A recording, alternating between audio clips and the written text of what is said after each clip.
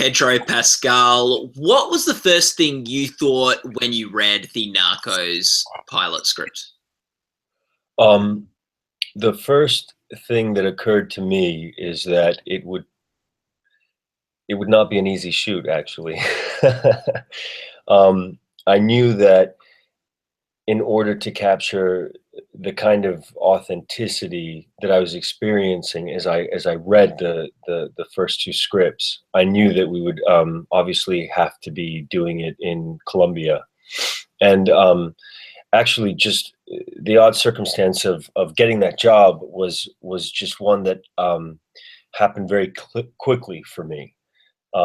There was sort of like a short window for it to kind of work out for everybody, and when you sign on to these kinds of things, you don't really, or at least I didn't stop and think about, very soon after saying yes, and if it all works out, I'll be moving, down to South America, and and just diving right into this very exciting and dangerous world, and a history that is sort of like breathing down our necks as we're there, because it's actually really quite recent. Um, and and and the first thing that occurred to me really when I was reading it was one, so much of it seems sort of stranger than fiction. I thought I knew a lot about it, and I was wrong. I was only scratching the surface. Um, and and um, and then the primary thing that occurred to me was that I think that the most important element of the show will be kind of like creating an environment, and I guess an atmosphere, and a quality that is very, very authentic, one that can kind of like really live well alongside the real archival footage that we have, and so much of the documentary kind of aesthetic that exists alongside the telling of the story, and all of those elements kind of coming together, and then stepping into the shoes of a person that I've who was alive, who was actually there, and making it as true as possible, just getting it right, more so than I've ever felt on any other job. Because if we got it wrong, it would be so quickly obvious, because it's a true history that we're telling. There's so much of it that's kind of a history lesson, and then and just a kind of like very authentic telling of what happened. And I guess like what is it like shooting in Colombia? What do you think that adds to the show? I think it adds everything to the show. I think that it wouldn't be nearly as good if we weren't there. Like I said, the most important thing really is that it seemed authentic and genuine, that we capture sort of like the essence of what it was like to be in this world, and to recreate that, and that couldn't happen without being in Colombia. And Colombia, the landscape, is more of a primary character than any of us, any actors in the show, I think. And it's a kind of visual landscape that you can't replicate anywhere else, I find. From the cities that we're in Medellin, in Bogota, a city that is actually like at 9,000 feet, where you sort of like you start sort of at the center of a city, and everything kind of like grows up and out from there, and we capture that kind of texture, and also the people that are there, the actors that are there, that know the story better than any of us. And I think all of that is what contributes to how true it feels when you watch it. Has there been anything interesting? Or you froze. Oh, am I still frozen? No, not anymore, but I just missed a bit of the question. Okay. Being in the place where this story actually did take place for shooting it, has there been like some like interest in the area, or having so many interesting experiences with locals who have opinions on the story of Pablo Escobar? It's really fascinating because so much of the investigation takes place in Bogota. And we also travel to Medellin in the story, and physically as a crew and a cast, we go to Medellin to shoot a lot of it. And you know, generally, a guy like Escobar is remembered somewhat as a villain before he is remembered as a human being. And yet there are contradictions to that impression while you're there. There are people that would very much defend, what he did for his community. And there are, very frightening portraits of the man in everyone's memory, and also very saintly ones. This is a man who built museums and schools and gave a lot back to his community. With the billions of dollars that he was making in the cocaine industry, and I think that also there's a little bit of an energy that people they're sort of like, well, it's like 9 at night. We're in Medellin. We're shooting, above the city, and in a neighborhood where all of these things actually took place. A woman walks by and she's like, "What are you guys doing?" And you tell her it's a show called Narcos, and she's like, "There's a lot more to Colombia than that." And there is, and there really, really is. But I think that what is special now that people are seeing the show, they're seeing how important how important it was for all of us to really tell Colombia's story. You know what I mean? And so much of that is in the location that we're in, and all of the sort of physical texture that this environment has, the story has as well, in terms of all of the different perspectives, all of the heroes and villains, and everyone kind of caught in between.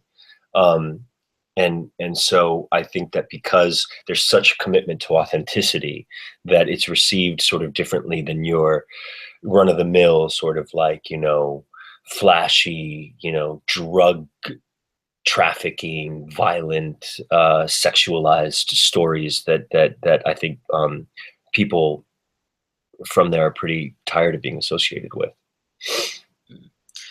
Let's talk a bit about your character, Javier. What motivates him? What makes him tick? I think it's a bit simple, I think that at the end of the day, he's really quite a workaholic. And I think that he's somebody that no matter what, he's going to figure out the best way to get the job done. And unfortunately, that means for him, not necessarily playing by the rules. Because, you can kind of like build a morality from a distance. And once you're in it, and if you're in the thick of it, you need to figure out new ways to maneuver almost on a day-to-day basis that others might deem immoral. And he's definitely a person who thinks on his feet and will really, almost stop at nothing to get the job done. And doesn't, I guess what I love about working for Netflix and for Eric Newman, Andy Baez, our director, all of our directors, Jose, and all of our writers, is that they really kind of provide the opportunity for me to sort of interpret that as I want to. That it isn't like, well, this is all, what I'm doing is completely justified because this is what I got to do to get the job done. They let me feel, sort of like as reluctant or as conflicted as I want, and not necessarily need to put it down on paper, and just kind of like let the quality sort of speak for itself, not necessarily be clear, get lost in the ambiguity about how he feels about what he's doing, and kind of like keep some of it to myself. You know what I mean? Just as he would have. And I think it's really, it's different than anything that I've ever done, because even the style of approaching it is one where like I don't want to control too much of how I believe it should be played, even because it's such a moment to moment experience. I don't know if that makes any sense, but it just kind of, he's sort of like, his character is sort of like just kind of gradually sort of revealed and contradicted, and will surprise you with his morality or his corruption. Is there a scene that you think like justifies that to a degree from the first season? In the first season, I think his introduction kind of tells a lot, you know. We sort of start with him on kind of a private adventure, and he's already sort of like maneuvering and getting information that isn't necessarily protocol from the DEA's point of view. And he's sleeping with his informant, who is also a prostitute. It isn't completely clear what, it isn't clear to the audience, nor is it clear to the characters what their feelings are for one another. But they're both using each other and taking enormous risks, and putting each other at risk. Really, he ultimately puts this character, Elena, played so beautifully by Adria Arjona, at risk, and rather than allowing her to be a casualty, then he's willing to break many more rules to save her life.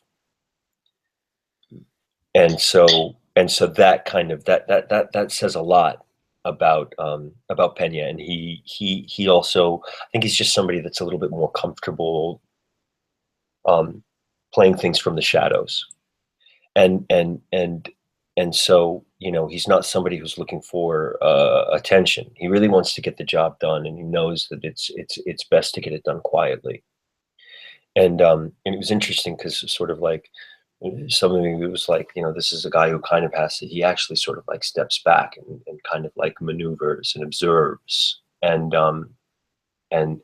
so a lot of it isn't on the page, you know. You kind of have to find a way to kind of give that life, and just sort of cross your fingers that people are paying attention. Do you have a favorite scene from season 1?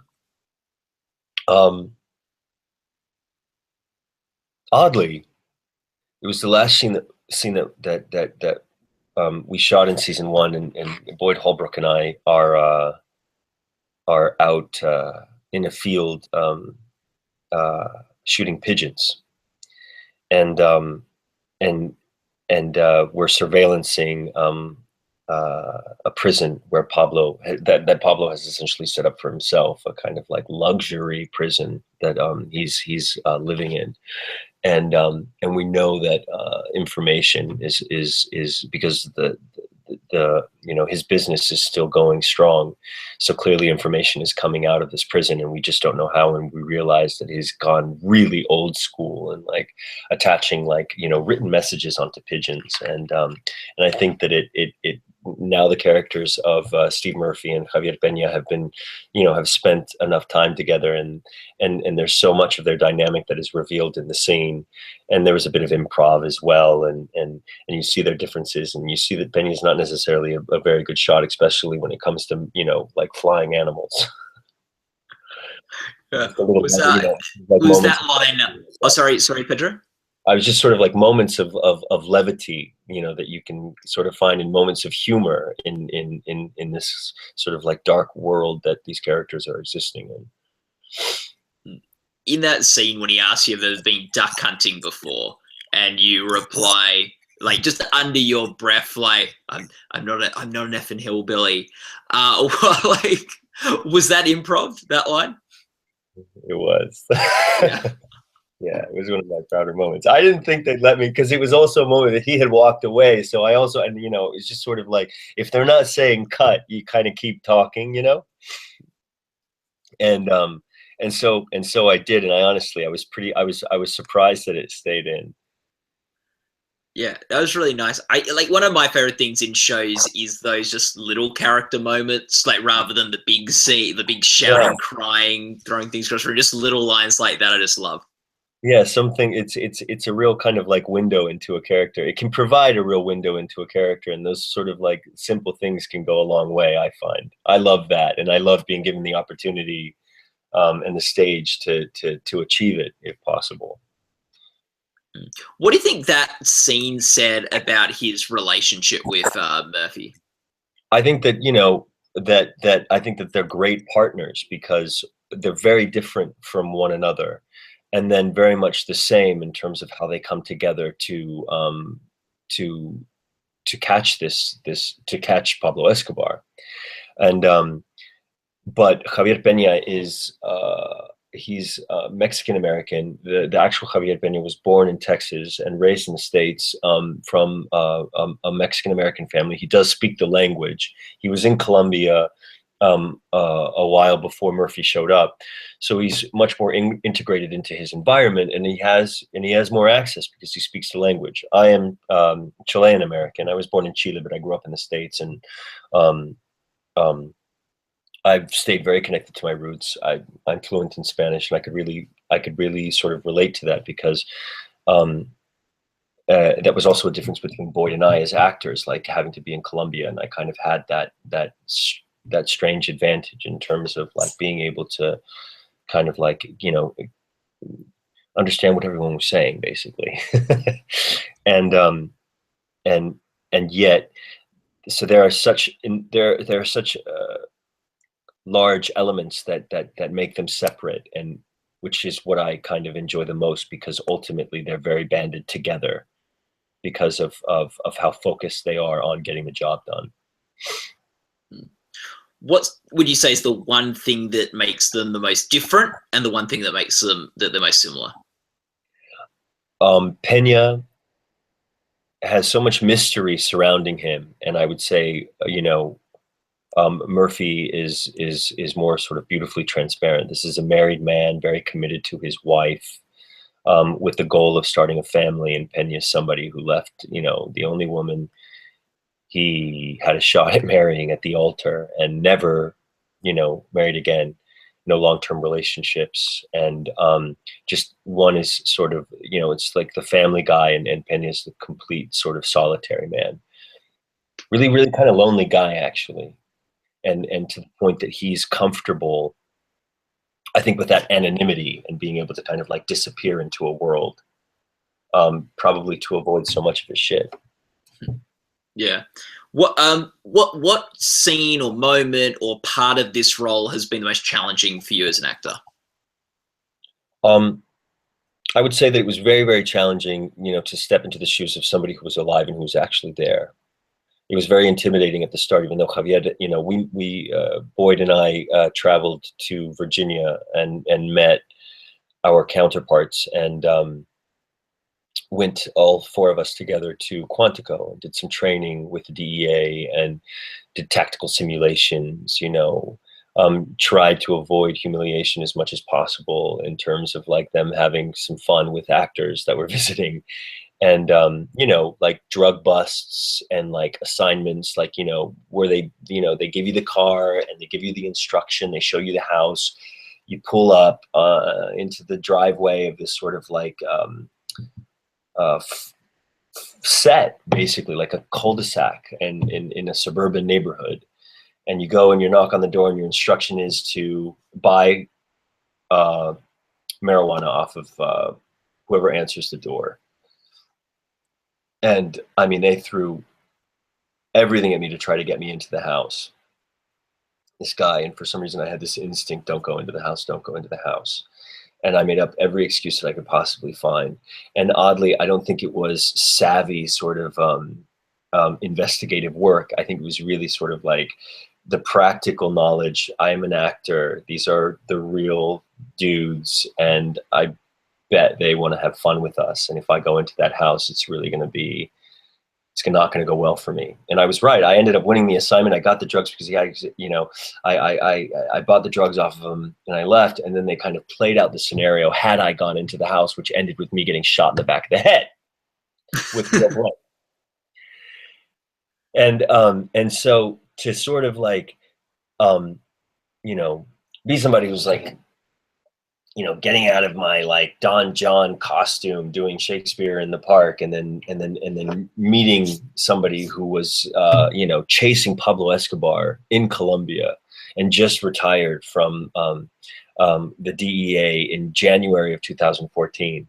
And I guess just being believable and telling a story, because there's such a documentary aspect to this that you can really kind of become just a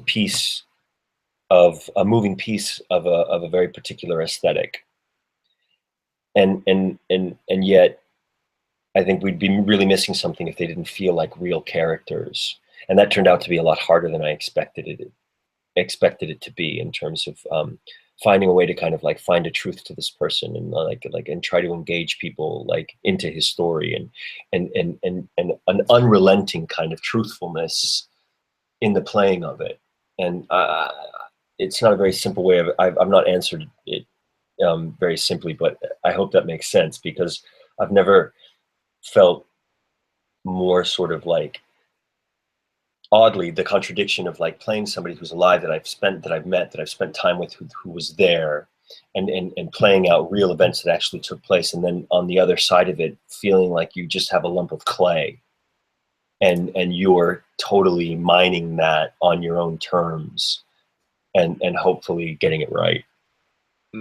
What's one thing you learned from that whole meeting him and doing those sort of like drug busty sort of things and stuff like that? What's the one thing you learned about people in that line of work? Yeah, I learned that getting people to give you information really is simply about gaining their trust.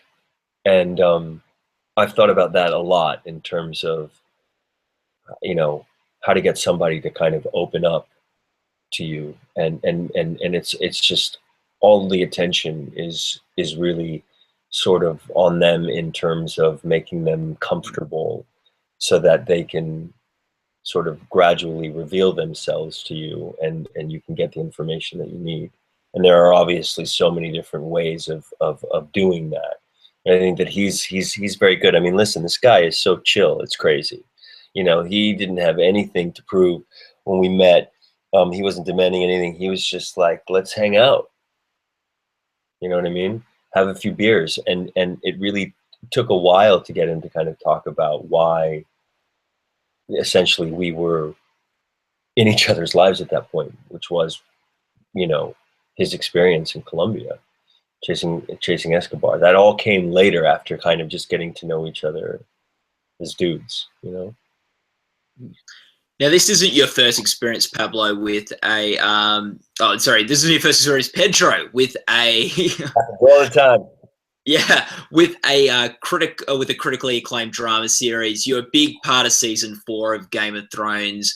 And what was it like being in the Viper versus Mountain battle that we saw? That was probably one of the most talked about scenes in the show's history.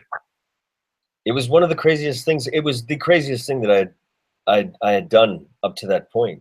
Every aspect of it was an enormous challenge, because I knew that it was a very important and valued moment in the books, and for me as a character, it all builds up to that moment, and all of the skill, all of the arrogance, all of the charm, all of the rage, building up to this ultimate battle, while being an utterly physically demanding experience. You know, I'd never done anything like that in my life, and so there was a lot of training involved, but ultimately far more important than cool moves with a spear was achieving the emotional arc of the character, and this moment of ultimate revenge that he gets, and then fails at, or I guess that can be kind of interpreted, because he does ultimately win the fight. I mean, he has the guy on his ass. I want everybody to remember that yes, my head was squished, but I did beat him. All right, let's be clear. And so, you know, I guess all of that, if that answers your question, I hope. He like the Viper really got the best in that fight, but sort of stumbled the ball over the touchdown line. Didn't he? Exactly. He got too close. He let his emotions get the best of him, which is ultimately not a failure on his part, because that's what that guy was all about. Was he looking for revenge or justice? I would say that's exactly what got blurred ultimately, and may have been his demise. Yeah, that's a good point. And like, I think the scene I thought that was most interesting wasn't even the battle, which was pretty amazing, but the scene with Tyrion, where he's talking about where you go to find justice, and this idea of going to a place without justice in order to find it. Yeah. I thought was quite an interesting idea. What was that scene like with Peter Dinklage, sort of exploring those things, but also just acting opposite him and giving a lot of his character backstory from a perspective we hadn't heard before? It's one of the most special experiences of my life. I mean that so sincerely. It was my first day of shooting, actually. Was that really scene in the cell? Yeah, it was my first day on set, and I was a fan of the show already before I even had a chance to audition for it. So I was pretty awestruck just stepping onto the set. So that viscerally what was happening with me was so many things in terms of like seeing the set. I had met Peter the day before. We had a rehearsal, but then we got into it and we got into shooting it. And I just let myself be completely delivered into this masterfully constructed environment with a master of acting, Peter Dinklage, in many films that I'd already seen, and I'd seen him on stage a couple of times and was already a huge fan. And he was just somebody who completely met expectation. And as scared as I was, he just kind of was like, just be here for this, you know? And it was one of the most, you know, it was the most special day of shooting I've ever had, really, really. And as our own worst critics, it's maybe one of the only scenes that I'm a part of that I can actually watch and enjoy. Did you watch and enjoy the? So you didn't watch and enjoy the battle, the trial by combat? No, I hate that scene. Yeah, where were you when you watched that for the first time? Where was I? I was in New York. I was doing Much Ado About Nothing and Shakespeare in the Park in New York City that summer. And it's like, and we had shows, so I saw it late, and I think that night I had to go out, and so the next day, even when I showed up to do the next show, I hadn't seen it yet, but many people amongst our crew, our dressers and stuff like that had. And they were like, "What are you doing here? You're dead. You're dead, dude. You don't have a head. You don't have a head." I was like, all right, I gotta see this. Yeah, it was like a really interesting episode to watch, because we build up the week before with the sort of like, oh, I've come here for justice to Tyrion and stuff. And it's really like you were sort of going into Game of Thrones, that where you're going, oh, we're going to have a real fight tonight. Like, let's get ready. It's going to go down. It's like almost like a sporting event of the show where we had the week lead up. Yeah. That's how brilliant they are. They know how to manufacture this excitement and then rip your guts out and stomp your heart out. And people seem to love it. And you haven't seen season 6 yet of the show, any of that. But they won the Emmy last year for season 5. What's it like? I've never spoken to anyone who's died on Game of Thrones before. What's it like watching it from sort of beyond losing the game? I've never been a part of something that I was already such an established fan of. So this is going to sound really, really stupid because went into it knowing what my fate was. I knew that it was a big in and a big out, so I got to, enjoy every aspect of it and hold all of it precious, so that when I was done and back to being what I already was, which is a fan, there's strangely this kind of like odd relief of being able to just go back to watching it as I was before and not being distracted by seeing myself in it. I mean, clearly I would love to stay on a show like that, but I guess maybe that was my rationalization where, like, having to say goodbye to everybody is totally heartbreaking, but at least I get to watch my show again. Yeah. Do you reckon the Viper would be pleased with how things panned out with Tywin and things? Yeah, he would love that. I feel like that Oberyn would be completely satisfied with Tywin dying on the toilet as he did. Yeah, because he led to that, I guess. He played a hand in that sort of coming to fruition. The mountain's still walking around. Yeah, absolutely. Well, did you have one moment of Game of Thrones that's particularly fun to shoot? Like, just a fun behind-the-scenes moment, or what was the most fun thing for you? The most fun thing for me might not be what you think. The most fun for me was actually shooting the trial scene, because there were so many cast members that were a part of the scene, and it was somewhat early into shooting. So, like I said, I'm like a broken record. Like, I'm such a fan of the show, so there was sort of this opportunity where all of the attention wasn't on me, and I got to sit in this like big chair in between Lena Headey and Charles Dance with a view of all of the witnesses, the set, all of the extras, and Peter Dinklage, Tyrion, giving the performance of his life, so it was just like being at the best circus in the world. Like I got to kind of soak all of that in from this sort of like comfortable badass position above it all, and feel a part of it and also observe it. It was amazing. I just sat there. It was impossible to hide my grin. Yeah, it would be so exciting being part of the King's Landing storyline, which particularly back then was one of the most riveting, so many interesting characters all coming together and all the political moves and stuff happening down there. Who was the funniest in the cast? Oh God, everybody was so funny. Sophie Turner had me in stitches. There was this green room, and she was really sweet because she would indulge me. There was like a basket of DVDs in the green room that we could kind of have our pick with, and a pick of, and it was like,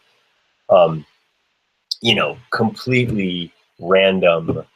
I don't know, like Silent Hill or like an Adam Sandler movie, and like the Matrix animated short series. And I remember I was like, Sophie, you've got to see these shorts. They're amazing. It starts with and she completely indulged me, and we eventually, through like the coronation scene and some of the trial scene and everything, found a way to watch all of these episodes, and she kind of made fun of me for the rest of the shoot that I had forced her to watch all of these animated shorts. That's good. Who's the funniest on Narcos? Who is the funniest on Narcos? Boyd is pretty damn funny. I can't really give you examples because it's a very adult show. On and off. Yeah. Most, like, a lot of your shows are adult shows. Sorry, Pedro. I said sometimes it's just boys behaving badly on set. Yeah, did I say, like, a lot of your shows are adult shows? Yes, that's true. Yeah. What, Pedro, if you had to, we'll wrap up by coming back to Narcos and saying with the show, what do you think the show's like sort of like MO is? Like, what's its primary purpose? If you had to describe Narcos to someone who'd never seen it before as to what it's about, what would you say? I think it's an invitation into a world and into a piece of history and into an industry, you know, that I know it's silly, but very much like Game of Thrones, you know, where this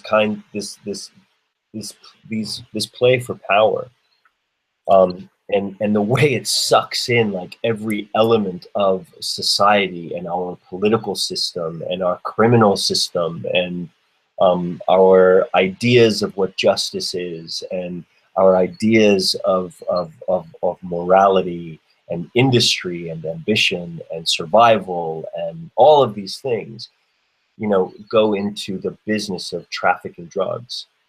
And it invites so much in terms of culture, in terms of storytelling, and as audience members, that's what it ultimately is an invitation into this world. So I can't say that it's about any one thing at all other than experiencing it. And that's what I love about it.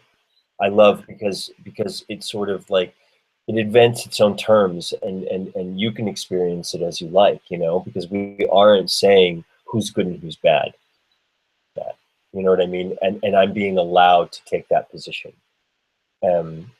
And then again, I could have a conversation with a writer and we're completely at odds in terms of how we perceive one thing, but we're still given the opportunity to kind of like have a stab at how we would think it should be done. And we probably, do you think in season 2 what's the chance of us seeing your head explode or something bad happening? Unlikely, because it's based on a true story and the guy's still around. The guy's still around. It's based on a true story, but anything is possible. Anything is possible. Interesting. What was it like watching your head explode on TV? That must be surreal. I was totally normal for me because I was there and I was having so much fun sort of like watching my prosthetic head get smashed, and also, you know, having Hathor above me with the tubes, like, you know, hooked up through his arms and like the blood squirting out of his thumbs into my eyes and putting the mouthpiece in that had all my teeth knocked out and everything. So it was all kind of like disassembled for me, you know? And what was upsetting was how my very close friends and family reacted to it. I actually told David and Dan, the creators of Game of Thrones, I was like, you know, my people that love me are going to have a real issue with this. And I remember my little brothers, you know, my little brothers were just like, they were very serious about it. I was like, what'd you think? What'd you think? And they were like, they were just sort of very somber and dark. And they were like, that was awful. And they were like, I'll never watch that again. And I was like, oh, that's sweet. That is sweet. Pedro, thanks so much for chatting with us about Narcos. With all the best for the Emmy Awards that are coming up with the nominations and everything. All the best for season 2 of the show. All the best for other stuff you've got going on. Hopefully you get to do some more Shakespeare in the Park soon. That would be fun. Yeah, it would be a blast. I'd love that. Yeah. It was really nice. Have a wonderful day. I'm sorry if this got you up very early. No, it's fine. It's a fun thing to wake up to. Cool. All right. Have a beautiful day. Nice talking to you. Nice meeting you. Yeah, nice talking to you, man. You too. Bye.